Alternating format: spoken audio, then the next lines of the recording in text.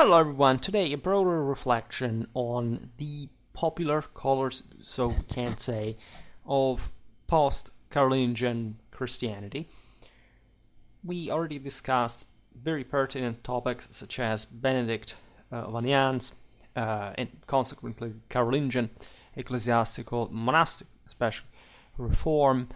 We talked about figures like Schwerpunkt of Aurillac by the pen of Otto of Cluny. We talked about the Cluniac order. We talked about the reasons behind that and the quite punching, sort of crushing once at a time, the collapse of the empire, and so the necessity of a new moral, spiritual standard for, as it would happen, like holding up against the onslaught coming from the so-called second invaders, but also and especially reordering the local communities from, in fact, the very lowest levels, as essentially we have documented also in the videos about seigneurial Europe, and so the re-edification of secular as well as also spiritual power from during the High Middle Ages, and in large part would have been maintained not just in the following centuries but as the basis of also today's politics, at least in an imperial phase, and of course some national identitary background and more. So it's that important of a topic that gets often skipped, I think, because not just the shockingly ridiculous lack of interest in Christian history, which is one of the most macroscopic indicators of personal illiteracy that can be spotted, but more concretely also the tendency that exists to create some sort of, let's say, periodic scanning for didactic purposes that makes us see like the Carolingian Empire from one side in this case, and essentially feudal monarchies from the other, not really looking at the between, at the bridge, and actually like an entire era on its own. In this, the structuralistic divergency from like the spiritual history, the ideal one, has also severed like a bit those bridges that were necessary to properly continue like say following the path of Catholic history as far as what had happened in fact during the same Roman Empire. How we talked about the paradigm shift in late antiquity, the necessity of new spiritual standard because essentially secular authority had failed, and so at that point in history, like with the affirmation of Christendom, by the way, the spiritual and the temporal authority get separated, or at least distinguished, on two different plans that were now to cooperate with one another. Other people's trying to go on with the either an adulterated form of the same, trying to maintain a bit like the idea of the sacrality of kingship, and or like just going for holy war conquest, but failing because, in fact, of the lack of human standards that by that point like had in the generation of the world already occurred, and so also not looking at this from double thread of, say, collective Christian path, like the also not just a dichotomy, because I would add here properly the Latin Germanic dimension, the Latin Germanic way to Christianity. That is something we have to explain very much also in a military sense through the role of the Germanic peoples and thus like how they pose themselves towards the ethnic Romanity of the empire, which is a topic I discussed at least in the latter aspect, but we'll have to come back prepotently on because it's one of the single most important aspects of the whole story. And in fact, that's why I was making the dichotomy with with Christendom, and especially the Latin Christendom, what would become that essentially, or Latin Germanic, and the incipient developments for the need of a single head, like in the church, and the very old already at this point Roman spiritual preeminence over the West. That's something you can appreciate, and we'll have to talk about that period too, because it's so underrated. Since the time of Gregory, since the beginning actually of the Roman Church proper, Peter and Paul, obviously enough, but say in this medieval key, already that abundant and obvious when you look especially at the axis Italy, Gaul, Britain, British Isles actually, and beyond. Like in many ways, what had been post-Roman Europe, except for at least the Iberian Peninsula that had sort of been leading in a different, like a more autonomous form of, say, at least of ritual and of international posture towards Rome, with the councils of Toledo that, in any case, was at this point conquered by the Muslims. Now, and maybe there's a connection actually between the two things, and more of that, because again, Visigothic history, Visigothic church make really great historical topics. I also made videos about this in the very early days of Schwerpunkt, about probably the popular dimension of early medieval Christianity, right? The history, for example, of the Christian countryside, or the Christianizing one, right? This moment of expansion of Christendom in that sort of moral rather than geographical dimension, and the evangelization of many peoples at this point, as we've seen, also the Byzantines were carrying out the evangelization of Europe in parallel, and gradually, say, adapting to this new order things from a condition that was not even necessarily like, it wasn't like there had never been such a thing like a uniform paganism, nor one that actually was more successful where the, say, peoples had been or more intense, or actually more consistent in the places where, say, imperial power had been less strong, right?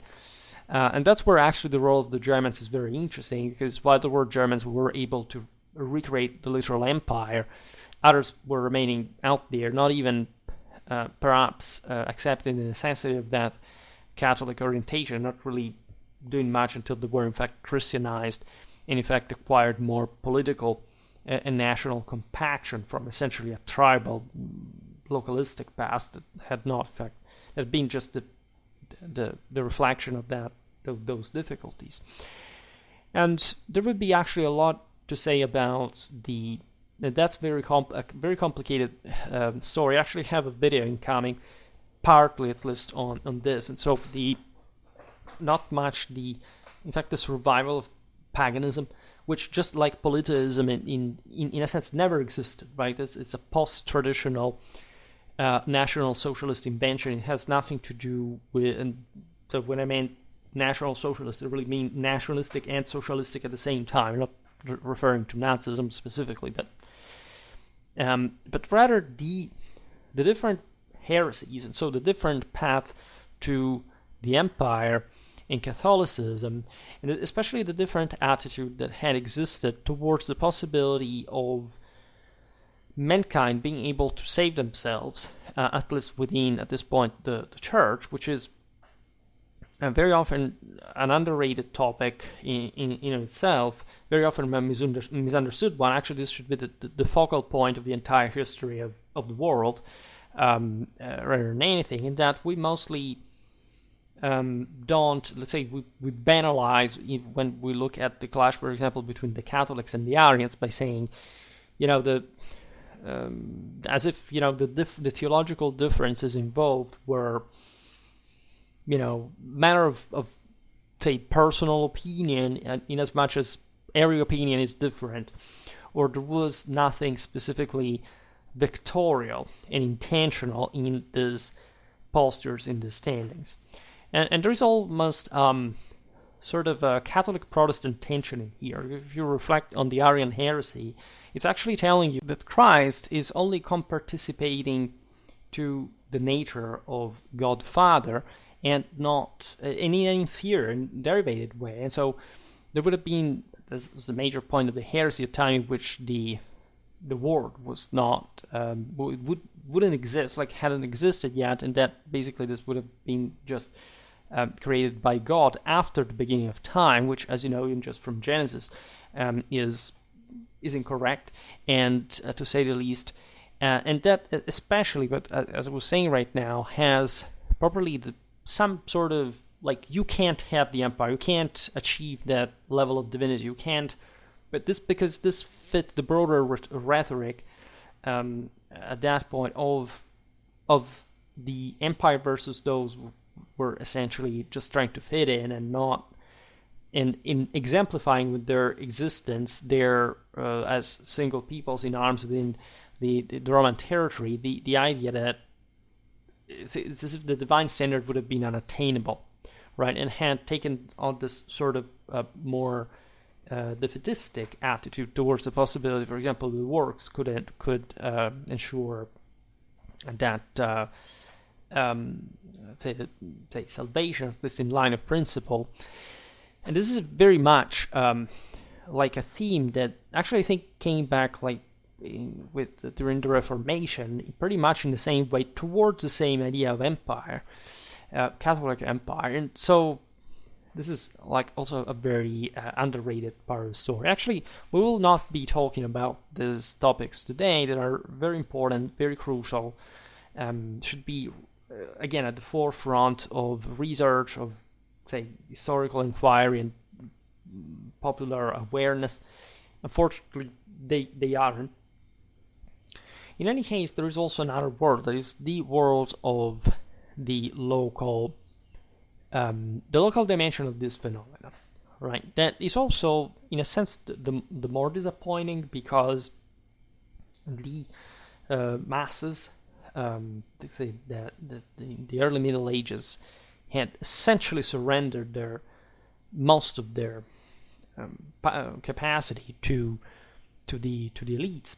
Right, this well before also the Carolingian era. You know, there is a leitmotif in this sense. Like, yes, there was definitely an increase at that point in the loss of liberty, etc. But this thing had really actually already begun way before. Right, it's truly when you understand that cavalry has become more important than infantry on the battlefield. So we can point at the 6th century that in many ways, the exhaustion, like the collapse of the subject, like of the commoners, broadly meant, towards the rulers, had been accomplished within the same people. This has a Romano-Germanic dimension, but it's also something that, as we were saying before, like pertains to the world fringe even before this, because most of the resources, in fact, had been concentrated within the empire. And this process, of course, had, in a sense, detached the same peasant masses from the understanding of Catholic tradition. And Catholic tradition had actually always been sort of more than one of the rulers, right? I made several videos talking about different people's, say, religious cycles of rise and fall, and highlighted how and why, like, of course, there was a healthy, say, dichotomy between, of course, the Apollonian elite, the Chthonic subjects that had always sort of compenetrated one another, and that still today should be understood in those terms. Especially Western civilization shows always this enlightened elite that allows the dispossessed masses a chance of redemption through war, right, and conquest, and so elevation and success, however. And so that a strong people is also at the lower level needed to have strong elites, right? You can't quite make them function without one another, also because, so from a strictly military point of view, and this elites, as you know, were quite warlike, the initiatory passage, like to rule, was, of course, chthonic. You had to go to hell and back in order to be reborn, like as a literally another human being, and at that point, like endowed with a greater part of Holy Ghost slash Imperium, and playing this. And as you know, in the post-Carolingian era, this process is accentuated for actually an interesting mix of causes, because from one side there is a collapse, there is another collapse following the exhaustion again of the Frankish expansion and conquest. They started fighting against one another, but in a sense also, and it's especially evident for the 10th century, we made so many videos about this, an actually continuous growth, right? Even if this was known as the Iron Century, because of all the wars and the invasions and so on, I actually realized that this is a great phase of expansion, especially in a strictly continental sense, like from the blood and soul of post-Carolingian Europe, of the various post-Carolingian kingdoms. And of course, this was happening to some extent abroad. I mean, the Byzantines undergo a similar phenomenon. There is a general revival, right, of civilization, but the Latin Germanic world, let's say, was in this sense sort of rising with a sort of tougher substratum that eventually would, like in a few centuries, eventually surpass the say the Byzantine, the Arab world, if right these had ever been actually more advanced, which is debatable to say the least. Again, the more I studied Latin Germanic Europe, especially looking at the entirety of Latin Germanic Europe, not just like a standard of what were the Middle Ages, and just like some smoking, the early Middle Ages, some smoking hut, with muddy, stained peasants like work in the fields without a city, without literacy, this is not really what the entirety of this world really was. And if you look at the Byzantine or the Arab world, actually this wasn't really that different. So there is, as I often say, a primitivistic and underdevelopmentalistic sort of bias towards the idea of what Europe really was, that obviously stems, and this is fair to say, from mostly the condition of the British Isles that were actually even more advanced than, for example, places like Scandinavia, at least the Anglo-Saxon part. They had, of course, they were scarcely sort of documentable. The concept of the Dark Ages was born mostly in the Anglosphere because of the unfortunate lack of evidence. For a society like the Anglo-Saxon one, it actually was advanced. Like, they actually had a sort of an interesting backbone, to say the least, and in many ways, many of those of that spirit and those characteristics that eventually would actually be embodied by the Kingdom of England that was being formed at this point, but that throughout we came to know it with the more definite English culture and national and also institutionally territorial sense, like in a unitary sense, and later on. And the point I was making is that with this collapse, like, you have, yes, an imbalancement, we're talking post-Carolingian times, in the relation, in relative terms, like when you look at the relation between the military class of the milites, it was effectively established at this point, especially in a juridical but also technical sense, all across post-Carolingian Europe, and the peasants, and on the other side, the absolute growth of the entire system that, after all, right, was sort of gain steam, and so we just get the tragedian side of the story, like again the dark period, the second invasions, whatever, the terrible times, this materialistically catastrophic idea of, look, oh my God, how, say, empirically we can think the Middle Ages to have been backwards compared to ours, but if you actually look at what, again, the Latin Germanic West was doing compared, like, to the same peoples that were assailing it, and how they basically kept it at bay and eventually took them over.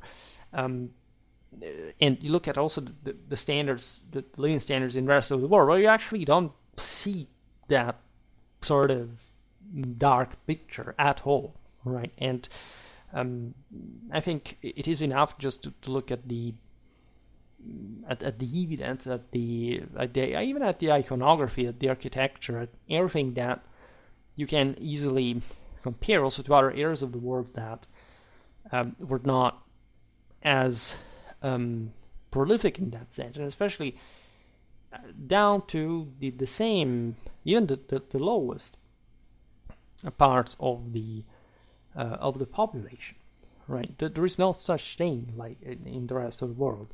Like there is this, again, macro economical almost sense of, I don't know, India was a bigger system, but attentively, by the way, because you can always wonder what it means here, like what kind of indicators you're at. But yes, okay, but yeah, of course, also mathematically speaking, to some things there can be bigger systems than others, but qualitatively speaking, how qualitative are they? It's just like saying that, I don't know, there are countries with large GDP, and then you still have some of other countries that per capita have actually much higher GDP and are also more functional and effective and just even more capable of sustaining growth towards that refined top rather than just like quickly emerging because of the availability of some resources, right? Doesn't really mean anything, right? Nobody can say, of course, that India was more developed than Europe. Even at this point, absolutely, this had never been the case, especially in medieval times. And you can easily see it from political and institutional indicators, right? There was a broken, privatized state in India even more than there was in Europe in terms of cohesion, of level of actually central power.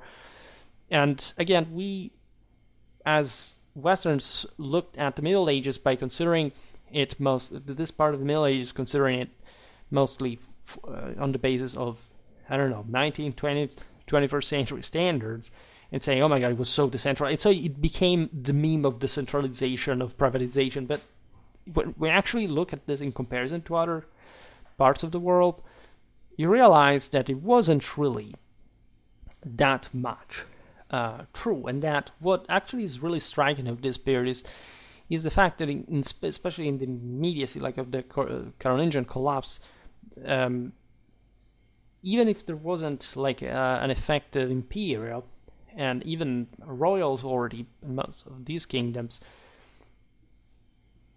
the sense of public order and say juridical continuity remain intact, right? And they remain intact, and especially thanks to the clergy that really took the reins of so many communities that were still always considering themselves within that world. Like this is also the very interesting and underrated aspect of the Middle Ages, the early Middle Ages.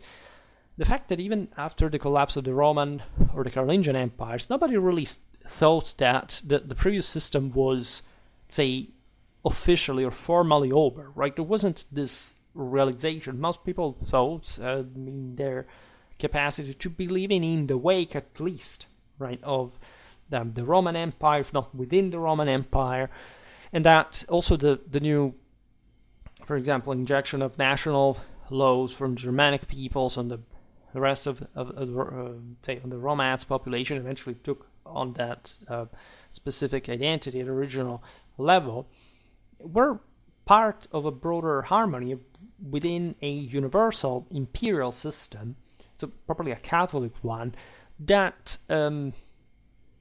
had successfully kept working, right, from quite a while. And the church in this was also one of the most evident proofs of the same dynamic, inasmuch as they had literally taken control, like by also with making a great favor to the empire, many administrative welfare aspects that were helping, in fact, the secular authorities.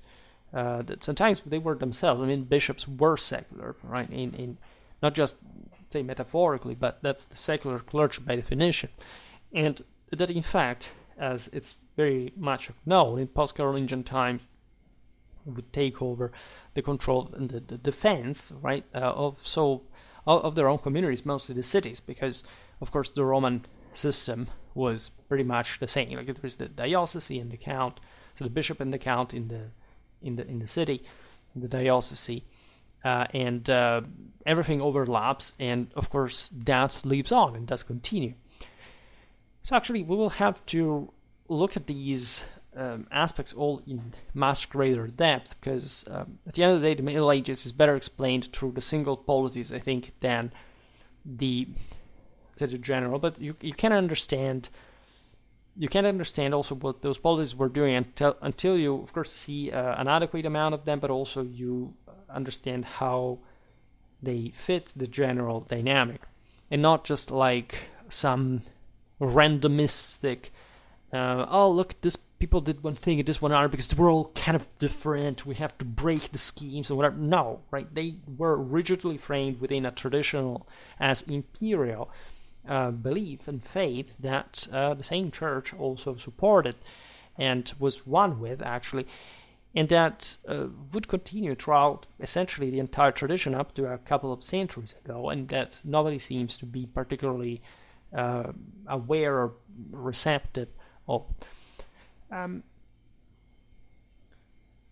Together with this, there is definitely a compenetration of values. In that biography of Gérard de Aurillac, so this Auvergnan nobleman that had achieved sanctity despite being the prototype of the 10th century warlord, right, and at least a local seigneur, right, was really mirroring that sense of security that the same communities under these aristocrats were maturing in terms of probably the successful cooperation with the same authority and the contribution that could also come in arms. So the fully traditional principle that together with this with the cingulum militaris you basically carry a part of the imperium, and so sanctity slash nobility with that was preserved, and so the elite was ever more embodying this, as so in a time in which most people had sort of lost that from quite a while.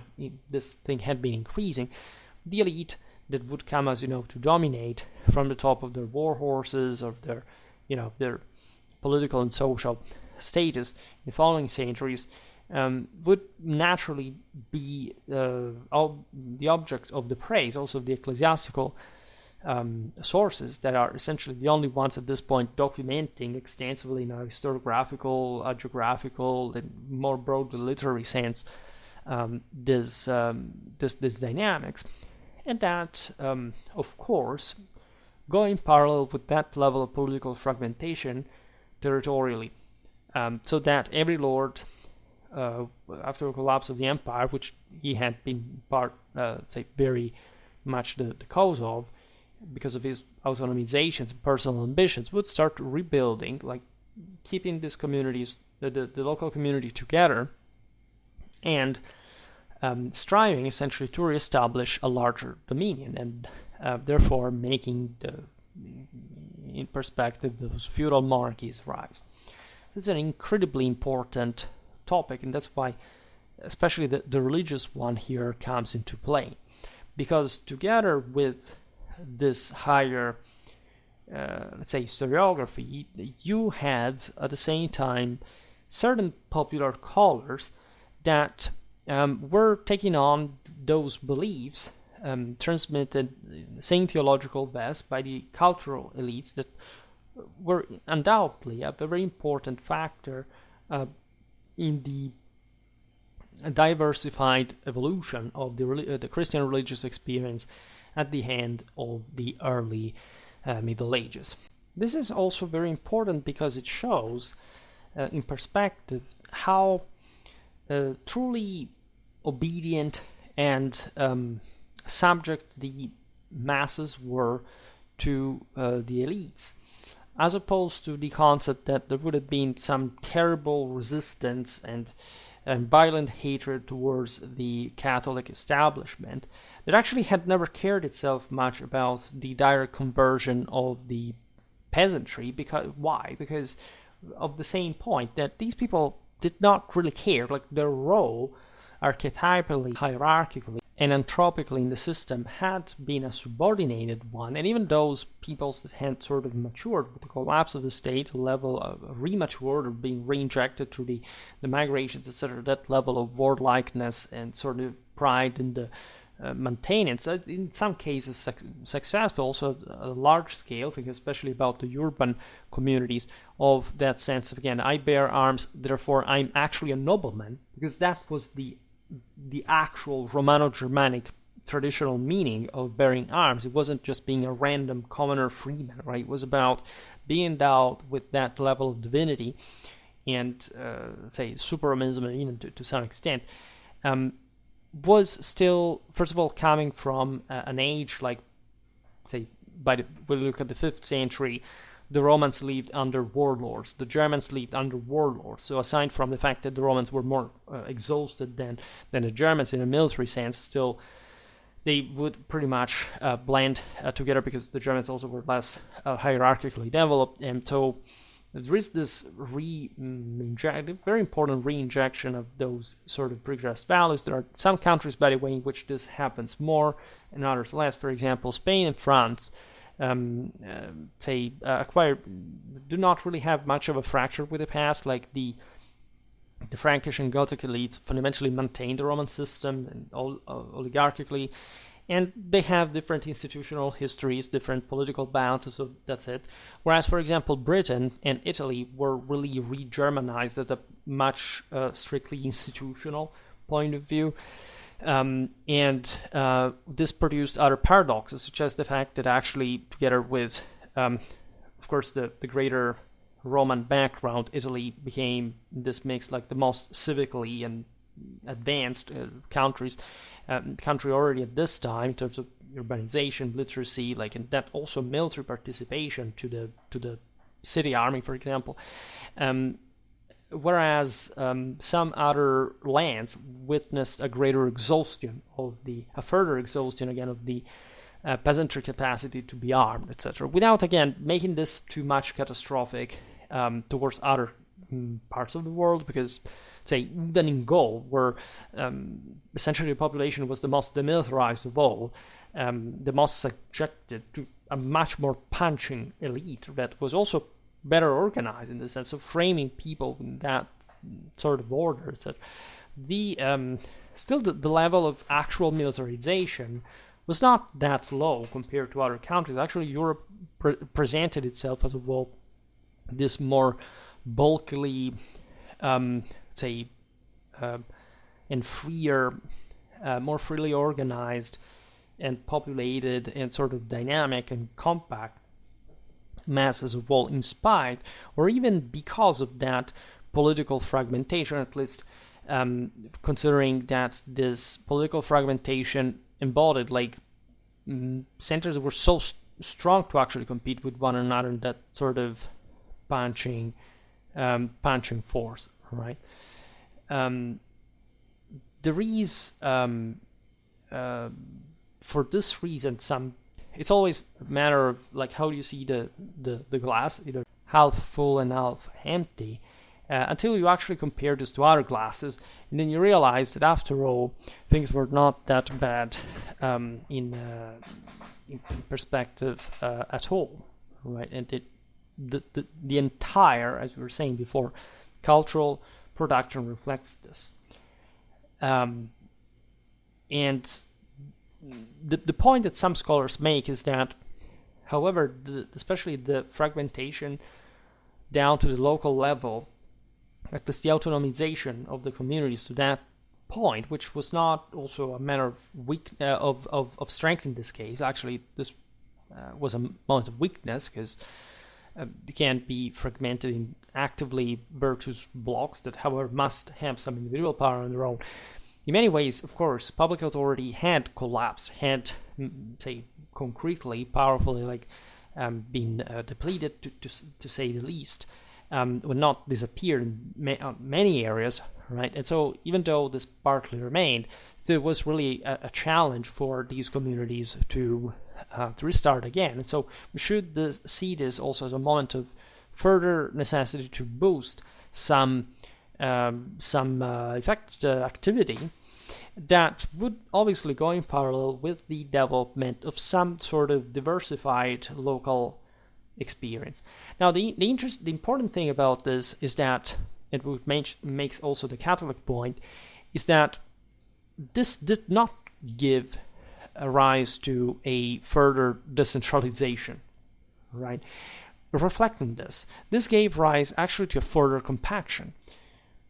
These polities would compact over time and recompact over time, because again, the kingdoms were never over. You see, after the Roman Empire or the Carolingian Empire, if the state is so bad and evil and whatever, people would have said, okay, that was a bad idea, let's completely eliminate that. No, they spent their entire existence to reconstitute that, because that's what civilization does, right? Just say cowardly weaklings in the 21st century can think that there is an extreme absolute dichotomic axioma for which if there is no state, people are better. They're not. You know why? Because state is people, right? And if there is no state, it means that people are weak, and the state is bad, it means that people are weak.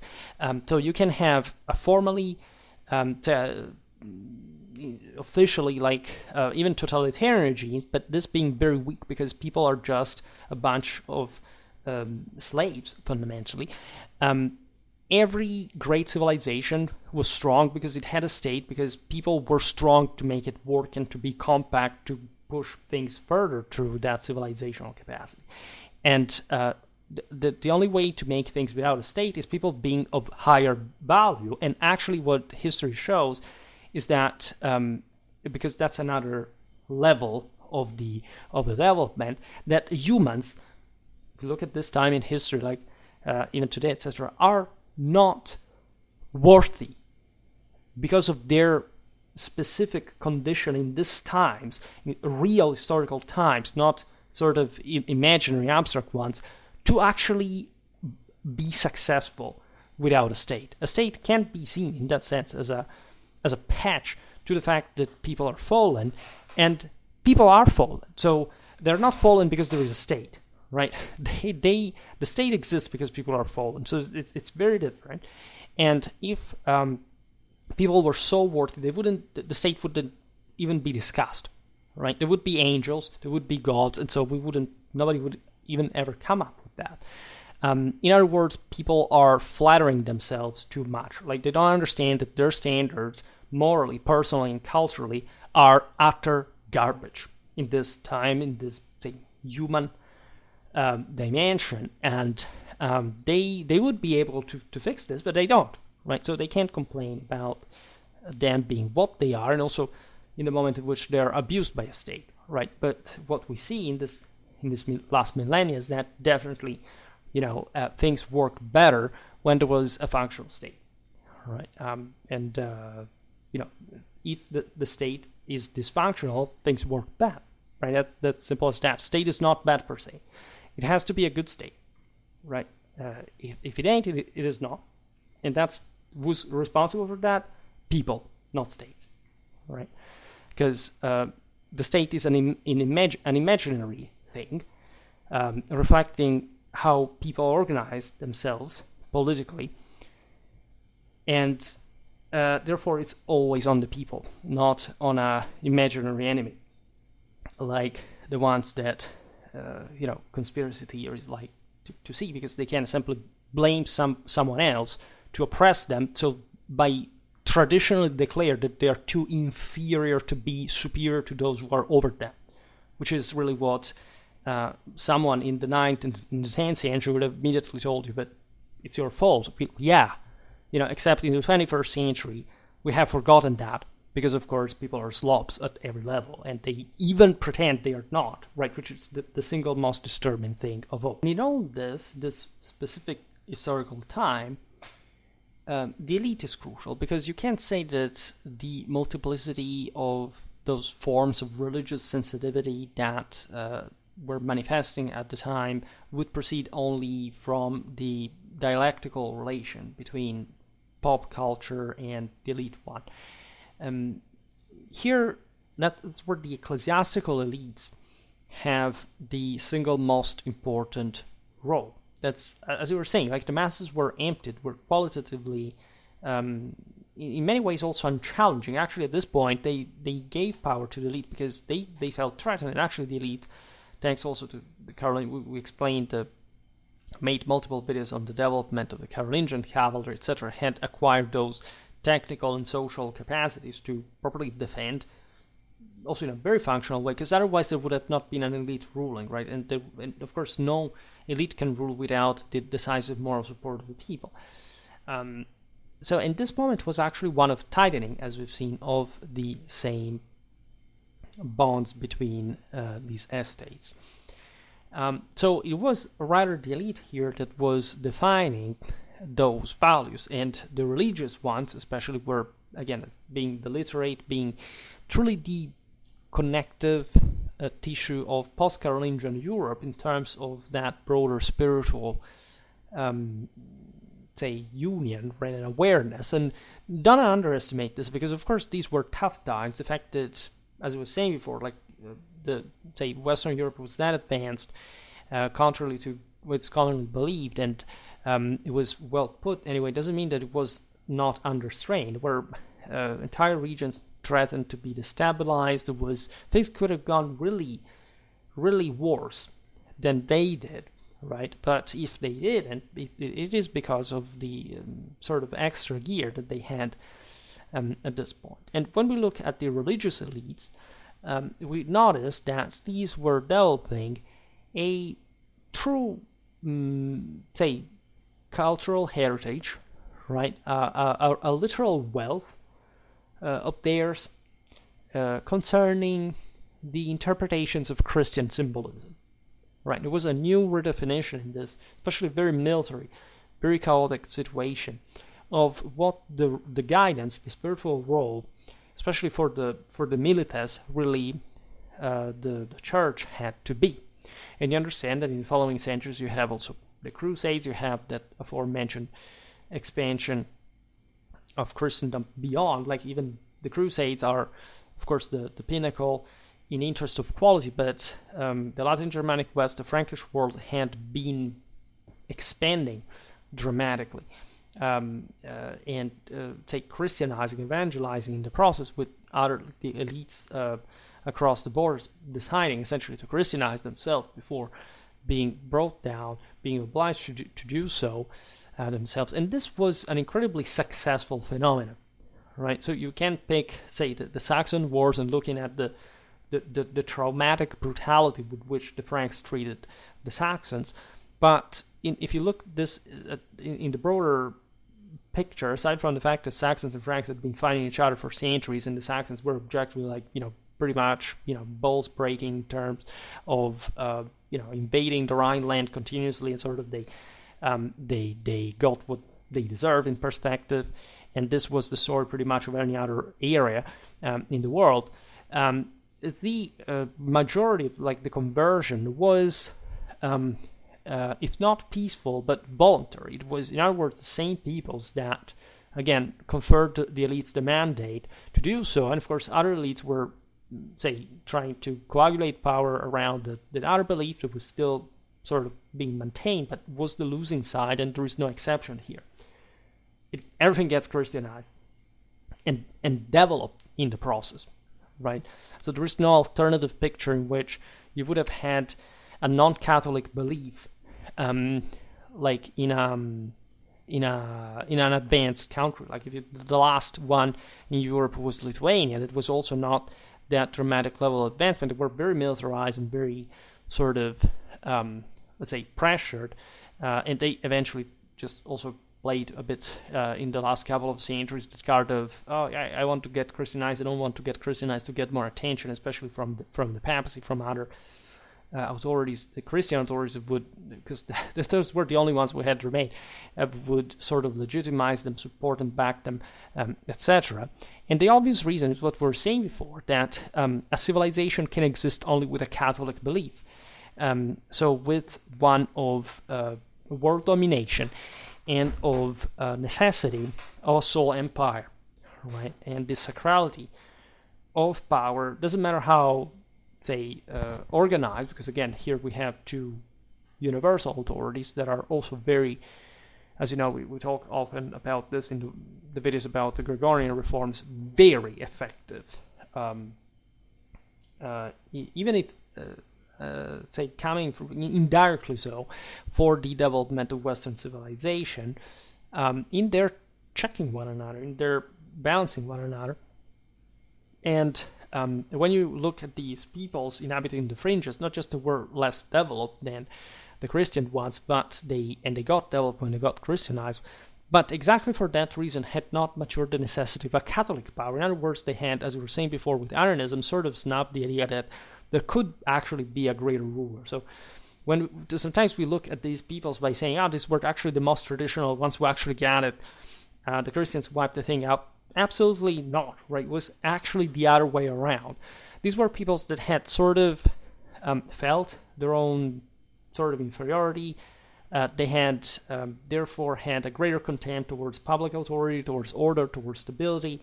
They tended to do a bit what they want, but not with the, like, testing that misery and tasting it as well. And therefore, like, it's that darkness is the same thing you see in the sagas, that there is no happy ending, really, for anyone, which actually speaks, of course, of a greater sensitivity towards the what also the Catholic condition of mankind really is, one of the struggle for salvation, that in a sense that the same pagan hero thought could be achieved, but it had not been so bolstered like in the greater centuries of Apollonian, heavenly, and ultimately imperial, say, religion, if you want, because nobody had ever achieved it in the fringe, right? And so it sort of didn't belong. They knew that the empire existed out there, but they said, okay, well, at best we can't be the counterculture here. We can't be the ones who played the role of the Dionysian. We've seen it in social terms. This is also in political terms. We played the Dionysian role because we think that that's the best way to reawaken actually that military power to reach the higher levels. And actually, as we were saying before, many Germans achieved that. I mean, look at the Franks, and not only. But this came only when they became Catholic eventually, which is right. There is no exception in this, right? There is no it just is reflected by the entire historical spectrum. This is a real dichotomy. So the church was also very aware of this. For this reason, as you know, they had been fundamentally open to the extension of, say, to evangelization. That was the entire purpose, because the word that Christianity contained the same beliefs, and contained them in a doctrinally coherent fashion, also in a sort of spiritually challenging way. After all, Christianity does own, properly per se, towards that kind of temporal authority, that sort of defiant and say critical, right? Critical attitude that is necessary for the other authority to grow, right? That's also how couples work. This is how parents and children work. Like, we're meant to challenge one another so that we can become better people, exactly because we are within something that is greater than the sum of the single elements.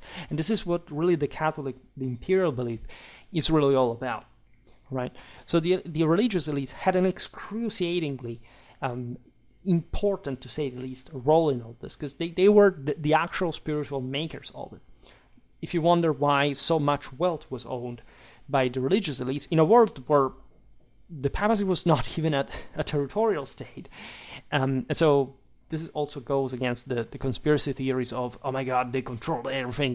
They if you want, they did in a spiritual sense. Why? Because that was a good idea, because people accepted that, because there was a voluntary participation into it. And the role, like, of the churches, like of the dioceses, of the monasteries, of the abbeys, and so on, was practically effective for the sake of motivating the society, for offering meaning and answers and boosting that spirit. You could have not had a crusader without a Christian indoctrination. I mean, it's kind of obvious, and in order to have that, you had so many peasants had to work not just to for the knight to be trained for a lifetime on horseback, which is an incredibly costly thing, but to have the actual priest studying, learning, praying, to teach the same knights those religious precepts and principles, and purchasing this Catholic purpose in the end time. So we tend to see the distinction in harmony with the peculiarity of the same Christian interpretations, say at the local level, which means essentially the development of different saintly figures. That's where I was talking about that video about Gerald of Aurillac. Don't confuse it with Gerbert Sylvester II, right? It's another guy. And what a guy, by the way. And also on the institutional point of view, that was, of course, dictated by forms and customs of the term, say, specific monastic or canonical communities. So that, as we were saying before, every place felt special, of course, in contributing to the Catholic purpose through their own identity, through their own level of fault, to their own characteristics. This is exactly the point. What matters is not difference, but if not understanding how that difference can lead you to the same point, how to go back to the one. We live in a culture today that celebrates difference as if this was actually a positive thing. It's not a positive thing, right? At best, what people normally say, to say in a healthy sense, is that I am happy not to live in a place where we're imposed single thought. Yes, but the as we were saying before, being imposed single thought at this level of human decay means to live in a totalitarianism. And so just to have a bunch of sheep that agree to something because they perfectly know it's false, and everything is about to collapse as all totalitarianisms really obviously implode, and in that sense believing the same lies because they have to make up for being lesser people. Here it has absolutely nothing to do with that.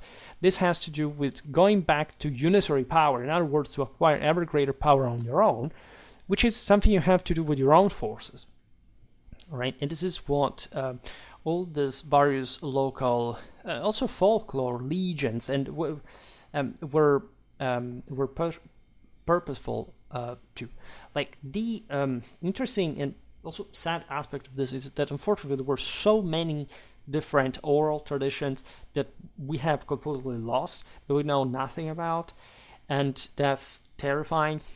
But it's also how they actually lead. I mean, you can sort of imagine this in the plurality, in the complexity, also, and obviously in the continuity from pre-Christian times of beliefs that were integrated, were reclothed, as you know, substituted, Christian fashion. There were also like distractions. Christianity did come destroying idols, say figures of worship was considered just a superstition in the terms of you're subordinated to an object that basically has reduced you just to a powerless peasant, thinking that if you give that thing to the statue, you will eventually not die or something like that, without even trying to understand what ascetic preparation is needed. Also in the doctrine of struggle and victory, in order to re-elevate yourself to the standard of you becoming the actual object and living object of worship. And I made a video especially about medieval France, concerning relics, right, and pilgrimage, that talks exactly about this, and what, of course, the triumph of a life over death was symbolizing for these people that were trying, in fact, that were being acquainted now for the first time to a world in which they were told they could be redeemed from their own sinful condition. So not simply being the slave of a god, but being freed by a god, and understanding that level of sacrifice that it entailed, and heroism and so on. So it's really interesting to see, as we were saying before, how even if in this period people would become increasingly tied to elite power, the system was increasing in wealth and in prosperity. All right, and of course with the rhythms of the time, but again, in historical perspective, I do not know a higher rate of growth compared to, of course, to the potential, like high medieval Europe. Right, I had never seen anything like this. We can say perhaps that the Carolingian cultural restoration had, in a sense, set the foundations for this. As we've seen, also the reform of Benedict of Aniane, this Visigoth of the Carolingian Empire that basically, as you know, had he converted to monastic life after being about to die in the Longobards expedition in 774 in the Frankish army, and becoming very close to ruler of Aquitaine, Louis the Pious, being given mandate, like clear parchment for literally reorganizing the entire, reforming the entire Carolingian monastic system, for which, given his name was Benedict, he was known as the second Benedict. Everybody in Western Europe at this time was, every monk, right, was a Benedictine, and theoretically everybody would always remain. Like it's, when you look at the Cluniacs, etc., like they were all following the Saint Benedict's rule. Then other rules would, of course, come. They were obviously inspired to the patron of Europe, Benedict of Nursia. And it's sort of embarrassing that on a channel like Schwerpunkt we haven't made a video about Saint Benedict.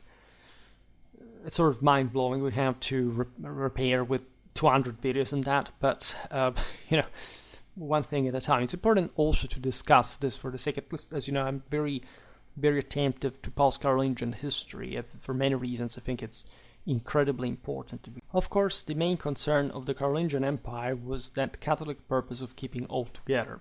Right, so uniforming the clergy, like there were lots of issues in the Carolingian Empire. Like imagine like this Frankish dominion being re-extended on areas that had remained in part also, not disconnected, of course, from Rome or even Frankish rule, but that had been very autonomous since Merovingian times, and had not also, like, those were the very early centuries of the Middle Ages. That was really of course a depressed situation, and the Christian literacy was quite poor, to say the least. Priests couldn't even read the Bible, because in places like Bavaria that we're aware of. And so this energetic proposition of the Carolingian rulers, especially Charlemagne and Louis the Pious, and refound in this ecclesiastical literary standards. That's also why we have a unified Western script. That's why we say lots of things stem from that. Managed to, of course, to keep, to actually glue a big deal of Europe together. And that's where we get the concept of Charlemagne as the father of Europe. Is bit to say, at least in a literalist meaning, is not correct, but has, of course, a lot of it. Also in that, of course, truly imperial sense of the conqueror that remolds, that sort of ingravidates this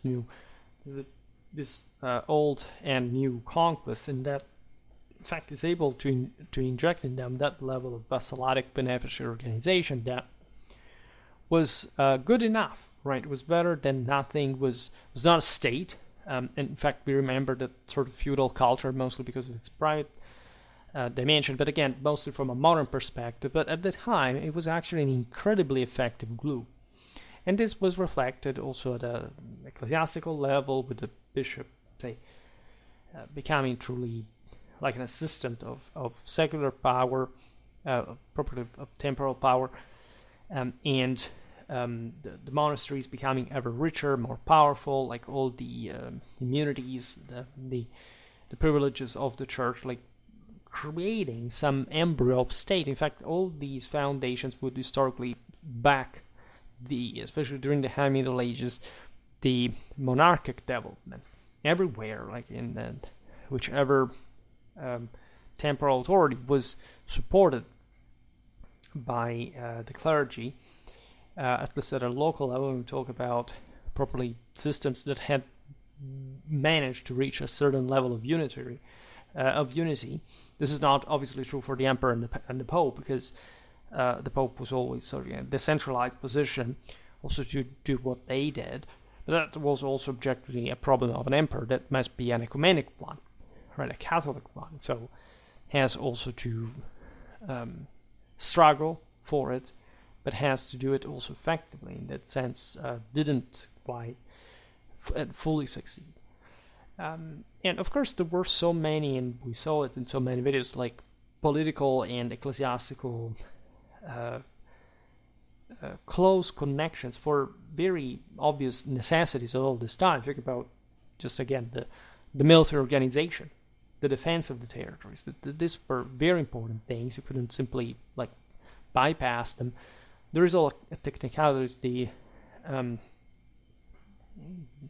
The idea that the support between the two powers had to be mutual, always. That's where the fundamental issue of the investitures had already been laid out, right? This is true since Constantine's times, right? But it was revived exactly because there was a state that was being revived attentively. At this point, it would at least succeed in founding the foundations for state building as it would come later in the Middle Ages. So all this, and especially all this intertwinement, because let's be honest, like also the ecclesiastical elites were coming from the same families of the secular elites. The post-Carolingian cultural developments were coming, like sort of overlapping and sharing the same level. And exactly for this, given the crisis that had been produced, the post-Carolingian era is developing from one side again in common with the idea that this system was one and that had to remain one, even if currently like the royal and imperial authority was pretty weak. But that were also for this reason, for coping, like for reacting to this lack and making things work, because you have literally to rule the communities, restoring truly the order in a perspective of refound plurality of orientation, right? And this plurality of orientations, think about ex pluribus unum, and say the idea of course, like that all the parts of the world concur to that Catholic unity. None of this had to do with, for example, any heretical process, right? The heresies developed meaningfully enough actually in the time in which kingdoms, powers had been statally remolded, right, at the peak of medieval civilization. Just imagine, you would say, thank God, like no heresy spread at this point, because it was all so fragmented, would have stopped it.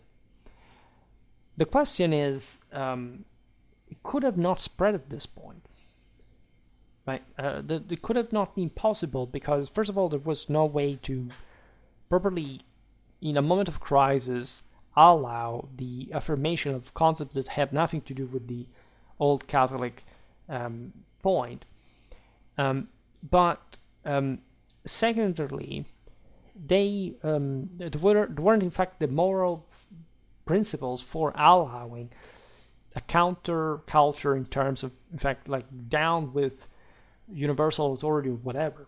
Like in this moment of crisis, everybody was with the universal authority. This is so important because even religiously speaking, when you look at, for example, the instances of religious renewal, the Papal Reformation, etc., and even after throughout and after the heresies of the 12th and 13th century, again, it's not like the Pope had a direct control on people's minds. But they won anyway because the people realized that it was the right direction towards to go. The rest was just fragmenting. The rest was just destroying. Was not bringing anywhere, right? People are stronger when they are united, right? Insisting on stupid divisions because you think the two are relevant just in virtue of that division that must remain crystallized, right? Somewhere, not moving, not doing anything.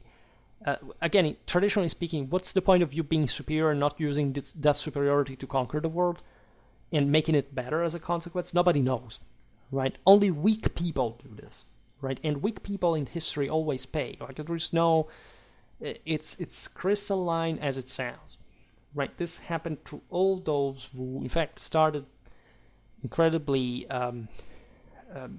say, nonsensical things that you can also motivate historically, but that eventually brought to the destruction of their own country, their own people, their own state, and made them even fall under somebody else as a consequence. So all the plurality of orientations justified officially, obviously, as variation of the same Christian spiritual theme. Right, at this point, they could have finally, if there had been this terrible Christian oppression, everybody would say, okay, well, let's resort to our thing, right? They didn't. There are no heresies practically at this point. Nobody cares.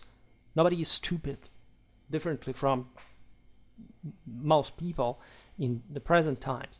They didn't search for that. It was a moment of incredible civilizational unity, right? And at the same time, they were expressing within the common ideological horizon defined by also the ancient ecclesiastical tradition. Mostly it's the fathers, it's of course, the scriptures, but I mean, like just also the interpretation this had been given in ancient times, and also mostly a Neoplatonic one, because mostly Augustine was prevalent in that.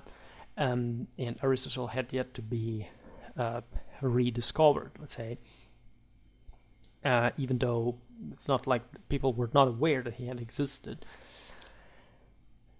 So different ways to live human condition. Again, if everybody's different, there is no greater lie than the, say, presumption of equality of human beings, because every human being is the consequence in her diversity of the particular and completely just level of fault that has derived from their own sins and the burden of their ancestors that live in their genes. And it's only fair that every person has to go with their own means, try to go back to the one. Because each condition in this sense is just on the single individual, right? That is, of course, framed within a collective dimension for which, of course, we hope people to become better, and of course, there is a Catholic belief in transcendence and in transfiguration, and that's exactly what the community has to do. That's what's the broader state that is blessed by the Church and that is operating to defend the same, that allows this. Just think about the sense of security that this ideology provided and how functional it was for such difficult times, from which this civilization started to blossom again. The 10th century, as you know, in the 11th century, you have the consequence of this, also in a Britain fashion, a documentable one. It's a very common, it's a very notorious historiographical point, like that up to a certain point, people believed that it had been the so-called revival of the year 1000 until we understood that we were looking at was just the documentable one of the year 1000 as the growth, and what a hell of a growth had restarted from the 10th century. So there is no doubt whatsoever that this unitary belief was at the root of Latin Germanic cultural superiority and the eventual Frankish Latin takeover of Europe and the Mediterranean in the following centuries. And again, this is a very dear theme to us on Schwerpunkt that I personally wasn't aware myself until I I studied history to this level, right? Mostly, of course, on my own, on the same text that I actually used to study at university, but of course expanding with the others to access this, but it's only by reflecting on this, only by looking at the superimpositions or the overlappings that you can see these microscopical changes. Any other logic but this. It's not to say it was easy, it's not to say that it was perfect, or like it was an incredibly difficult thing. Like the Latin Germanic word also took sort of greater time, right, to grow to those data levels because of this incredibly solid remolding that was being done at the bottom, as opposed to, say, I don't know, the Islamic world that exploded at the beginning and then fragmented immediately and never reunited for any reason. It was not capable essentially of going anywhere in terms of eventually world of global power. Whereas the West went on, in spite even of all the religious fragmentation, because this religious fragmentation was actually much less. This is the truth. Also in the struggle between Catholics and Protestants, in spite of the actual implications, because the theory is one thing, at least the practice is another. We have much less differences than it seems, right? And so that we shouldn't be lenient on ourselves. We should understand from how a fantastic base we start from, in order to, like, how much power we really have, and we've always had, to fix our divisions, and how relevant this entire common past really is for the Catholic struggle. It's incredibly important. All right, nothing good comes from division. Right, that's how you preserve everything. It can't start from this. It can be an hegemonic group doing that, right? But with the purpose of improving the rest, right? Of winning over the rest. And this can only be done spiritually. Because if you, Clausewitzionally speaking, don't have those moral forces, you cannot win any war. You will just find a wall in front of you. You will not make headway. Because you're the weaker one. And there's no way around that. And so it's also worth noticing, in conclusion, I would say, that for how much we look in this to this period, the commitment in realizing a uniforming of creeds and rites, this medieval culture was already that united as the West had already been, in fact, having inherited these tools, these motivations, these beliefs, this knowledge, etc., from the previous culture, right? And so you have to go back into Roman times, realizing what Rome did and why and how, right? And also we made lots of videos about this in the Catholic meaning of the Roman Empire, also well before Christianity. This aspect is perhaps, you understand that I mostly make always the same point. Apparently, at least I always say Catholic, and you may be aware not of what I'm talking about. But I think this is objectively the most important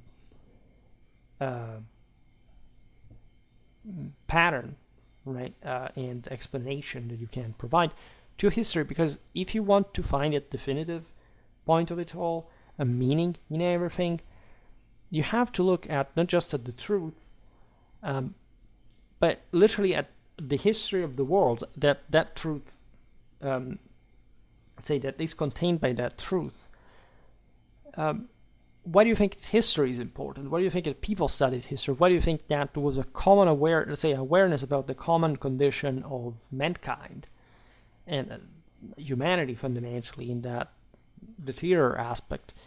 And why would there be in a world that was so dysfunctional compared, of course, to our own in terms of, but it's also thanks to these guys that we have the better one today, politically, institutionally, for how the things practically work at the end of the day. And so that's why we shouldn't be pessimistic about, oh my God, civilization is collapsing.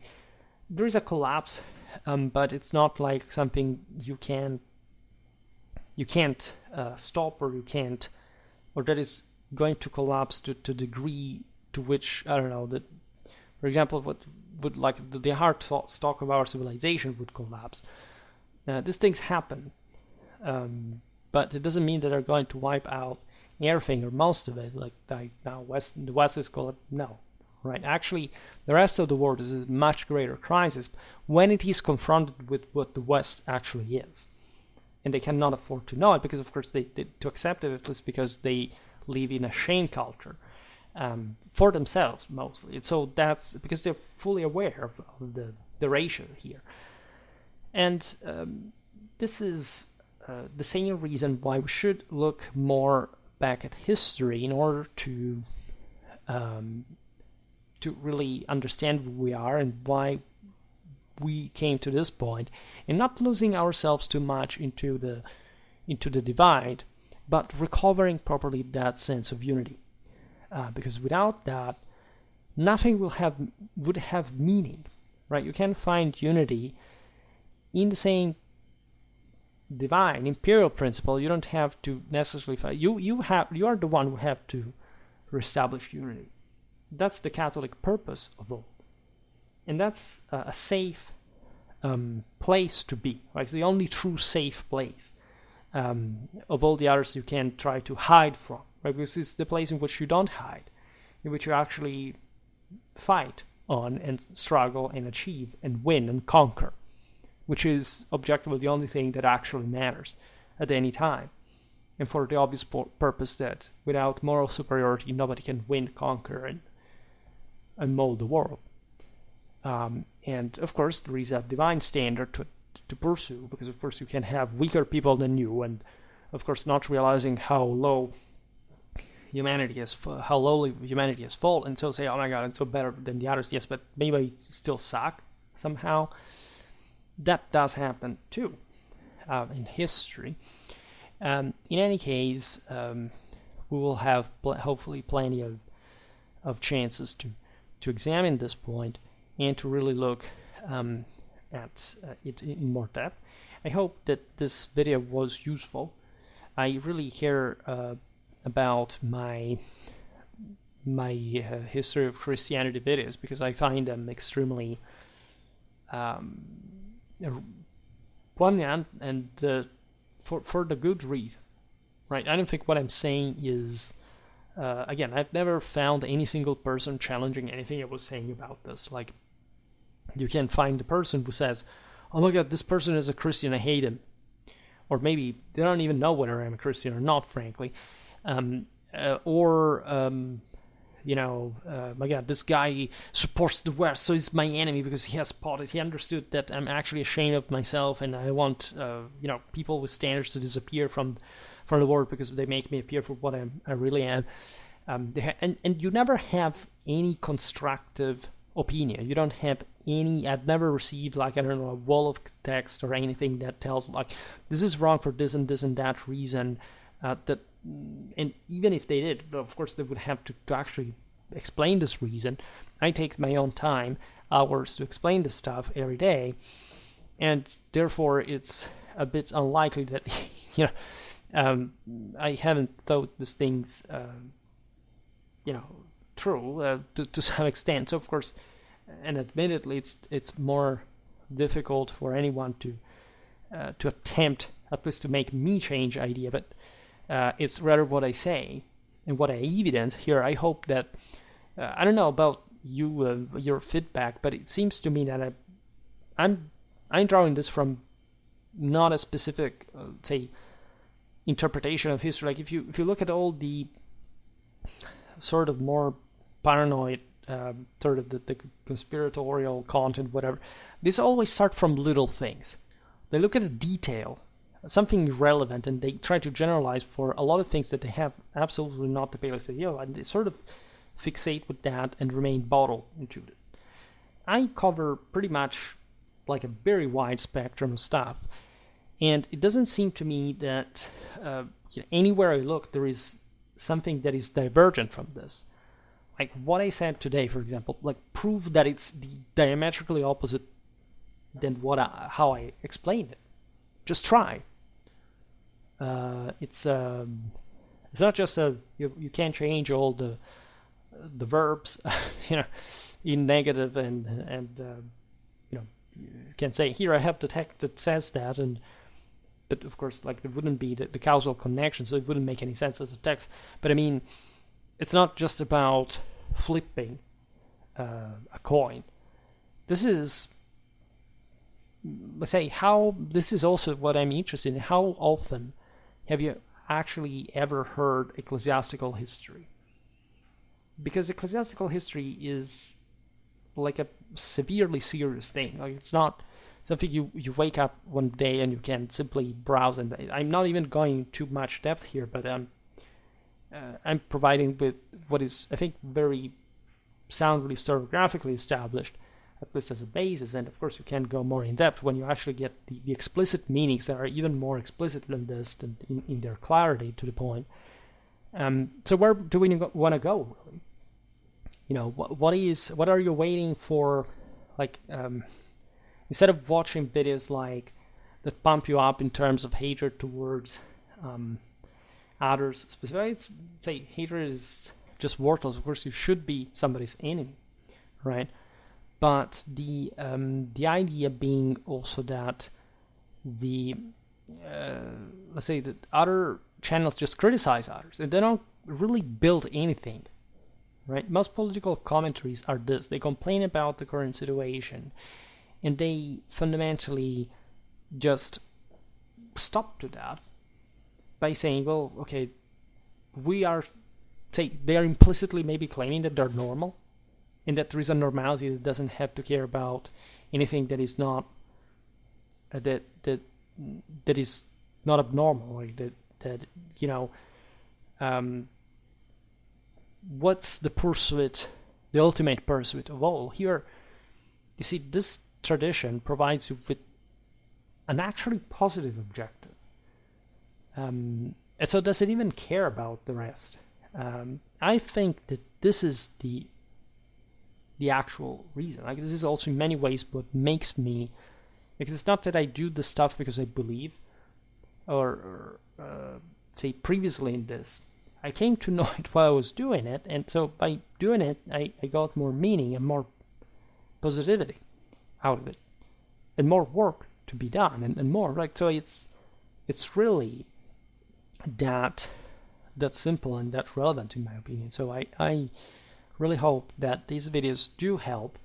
I see that the Christian history videos are normally not watched, not that watched at least, and that this is particularly disappointing in a sense. But I also understand that most people literally have no idea and they think this is churchy stuff. For some reason they don't think it's relevant. Well, again, that's the level of human degeneration that we live in, and there's nothing so strange about it. But just know that the stuff is here. You can always look at it, and that there is meaning in it. There is evidence that this meaning is real on the basis of history, of historical reality. So I think that this is possibly one of the single most extraordinary things that one can ever witness. For today, however, I stop it here. I just hope that you enjoyed this video. If you did, please share it. Otherwise, leave a like or subscribe to my channel if you're interested in my upcoming content. As always, I thank you heartily for listening to me. I wish you a nice time and see you next time. Bye.